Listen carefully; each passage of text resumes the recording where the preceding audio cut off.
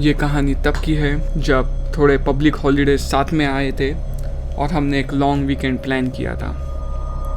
हमारे schedules busy थे, इसलिए हमें बहुत महीनों तक एक अच्छा हॉलीडे नहीं मिला था। तो मैंने अपने एक दोस्त को भी पूछा, आनंद।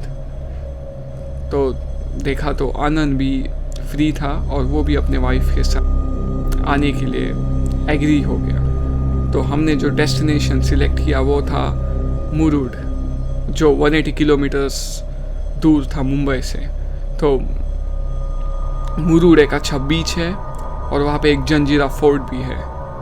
तो हम लोग थोड़े हिस्ट्री में इंटरेस्टेड थे, तो हमने सोचा कि ये एक अच्छा लोकेशन होगा। तो हमने एक होटल भी बुक किया वहाँ पे जाने के लिए। पहले हम होटल गए, वहाँ पे चेक इन किया और फिर वहाँ से जंजीरा फोर्ट घूमने चले गए। जंजीरा फोर्ट से हम वापस आए तकरीबन शाम के 8 बजे और फिर वहाँ पे एक अच्छा इंटरकॉन्टिनेंटल मील मिला होटल में। तो फिर 10 बज गए थे। हमने सोचा कि हमारा आज बहुत घूमना हुआ है तो अभी बस सो जाना है, लेकिन फिर आनंद ने मुझे इंसिस्ट किया कि चलो कार्ड्स खेलते हैं, ऊनो।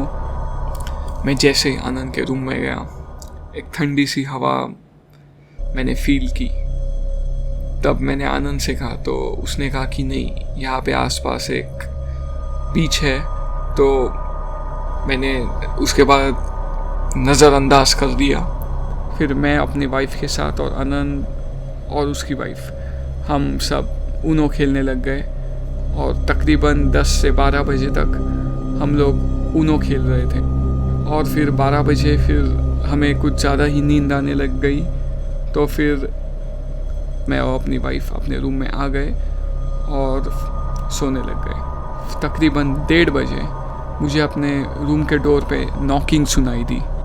अभी मैं भी थोड़ा शॉक हो गया कि अभी इस वक्त कौन हो सकता है। तो देखा तो आनंद खड़ा था और मैं भी सरप्राइज और शॉक हो गया कि इस टाइम क्या हो गया।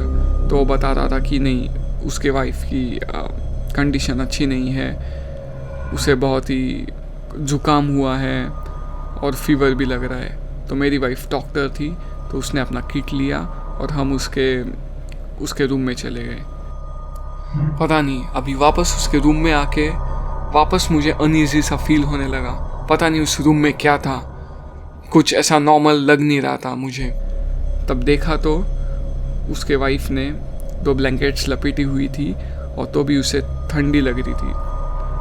ठंड के कारण उसके जो दांत है वो भी शिवर कर रहे थे। मेरे बीवी ने उसे 2 टैबलेट्स दे दिए और उन टैबलेट्स की वजह से वो सो गई। तो हमें आनंद को अकेले नहीं छोड़ना था इस कंडीशन में, तो हमने सोचा कि हम भी वहाँ पे रुक जाएंगे।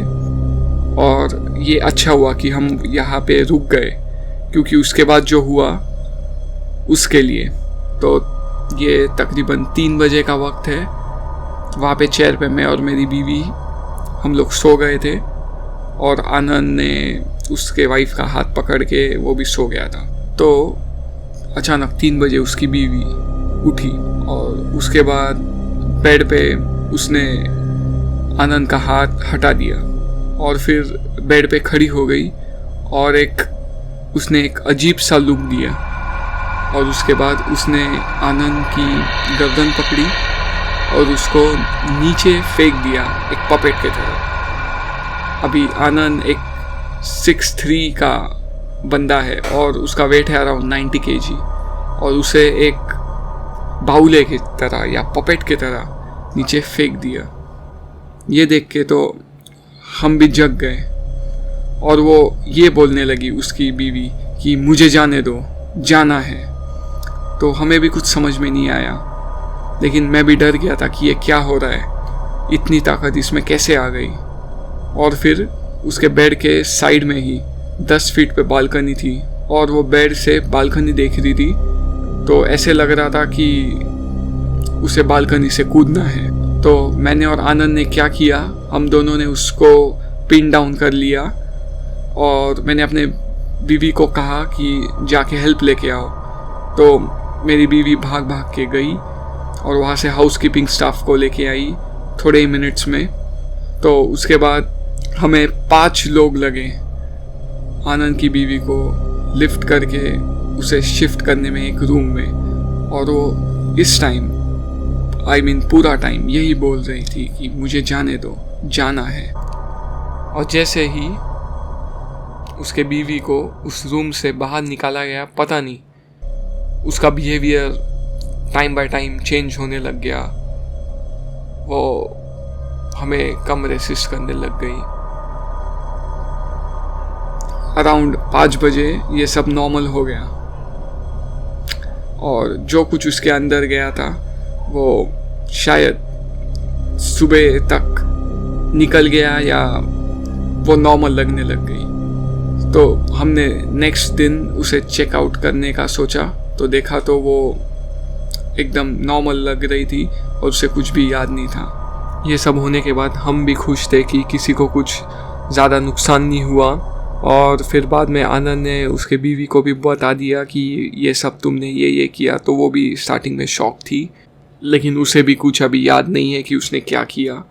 अगर हम तीनों नहीं होते, अगर उसके बीवी के साथ उस दिन, तो पता नहीं क्या हुआ होता। तो ये इंसिडेंट जब मैं दोबारा सोचता हूँ तभी मुझे बहुत डर लगता है।